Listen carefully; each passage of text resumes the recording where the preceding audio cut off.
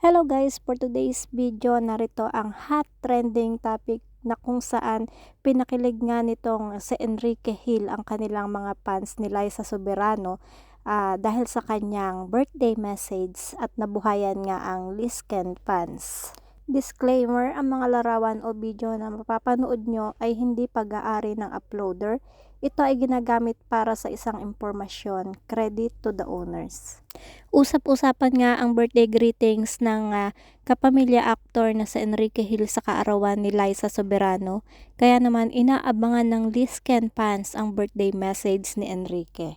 Na di umano'y dahil daw sa birthday greetings ni Enrique kay Liza is makukumpirmang hindi pa nga hiwalay itong dalawa. Narito nga at hindi naman sila binigo ng aktor at agad na nag-share ng larawan nila ni Liza Soberano at may caption na "Happy birthday our dear Hopi. I always have your back no matter what. Wish I was there to celebrate your special day." Bago nga ang bati ni Enrique kay Liza ay nag-post naman itong si Liza ng ilang litrato kung paano niya ipinagdiwang ang kanyang kaarawan. Caption pa ng actress, "They say you can't have your cake and eat too, but life is short so watch me try. Here's to 26.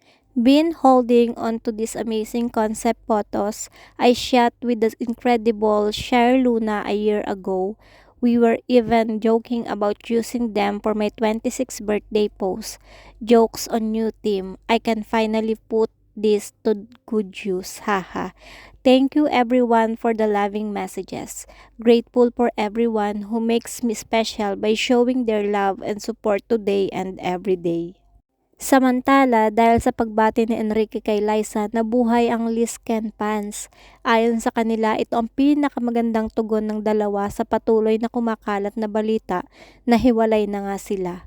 And ang wish nga ng fans ng dalawa ay magkaroon ng isa pang pagkakataon na magkasama si Enrique Hill at Liza Soberano. Pero kung pagbabasihan nga ang birthday greetings ni Enrique Hill kay Liza Soberano, tila mag-besties na lang nga ang mga ito ayon sa netizen. Dahil di umano'y wala na nga daw I love you na binanggit ang aktor, hinuha ng mga netizen ay magkaibigan na lamang ang dalawa. As a friend birthday greetings na lang ito, obvious na obvious.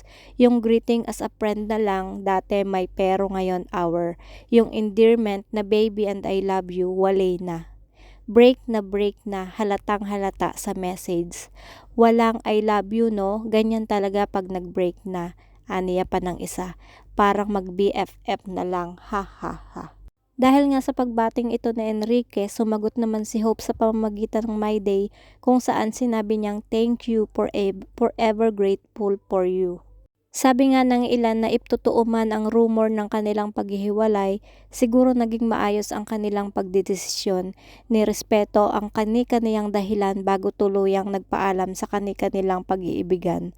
Alam nating pagkakaibigan ang simula ng pag-iibigan, pero minsan ang pagmamahalan ay nauuwi na lang din sa pagiging magkaibigan. So kayo guys, ano ang reaction nyo sa post na ito ni Enrique Hill patungkol sa kanyang pagbati kay Liza Soberano?